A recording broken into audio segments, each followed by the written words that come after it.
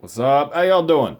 It's Jared. It's a Benchmade 162 bushcrafter. It's a standard model opposed to the EOD, which has the tan handle scales. This is the green with the red accent. Really the only difference besides the leather sheath that it comes with. This is kind of, it's not an old knife design now, but it's came out in 2015. It's 2020 now. This knife, that's interesting to me because this is kind of when I first fell into knives. When I first started really getting obsessed with the hobby of collecting and just the art of manufacturing and just everything about these things, sharpening them and playing with them and the whole hobby itself. That's right about the time that I fell in.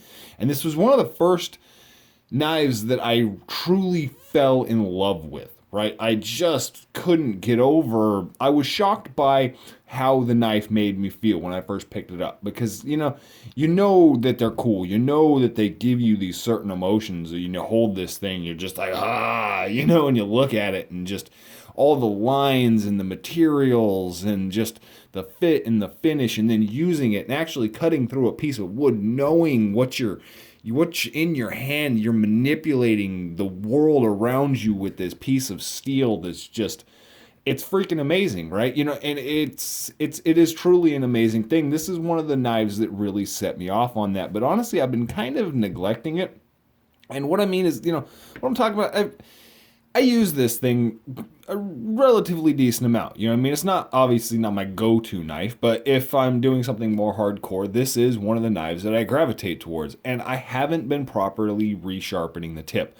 What I've been doing is every time it's been needed to be retipped is just grinding off the edge or grinding up to meet the spine. Grinding off that edge to up and meet the spine.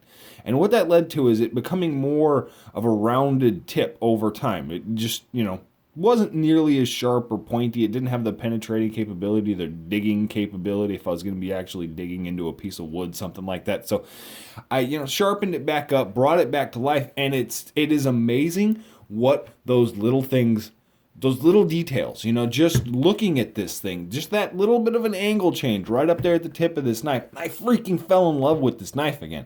I'm like, it brings it all back. And I'm looking at this thing like, wow, it's freaking amazing. At one point I did own 4 of them. I only own 2 now. This is the limited edition. This is the 1501.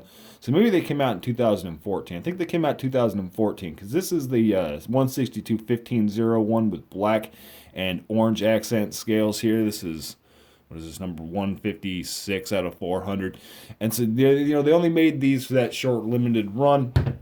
The sheet that actually comes with the EOD here, this is a bit modified. You can see my little bit of crappy modification job there to actually give a little bit of extra security, as well as the loop.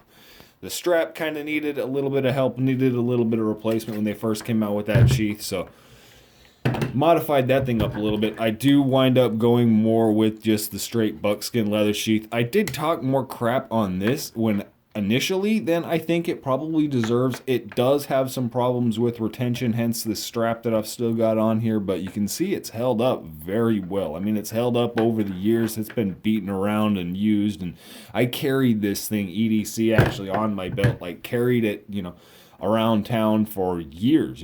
Probably a couple years. This was one of my main go-tos hanging off of my belt, so I don't carry a fixed blade nearly as much anymore, but when I do, this is still one of the ones I gravitate towards.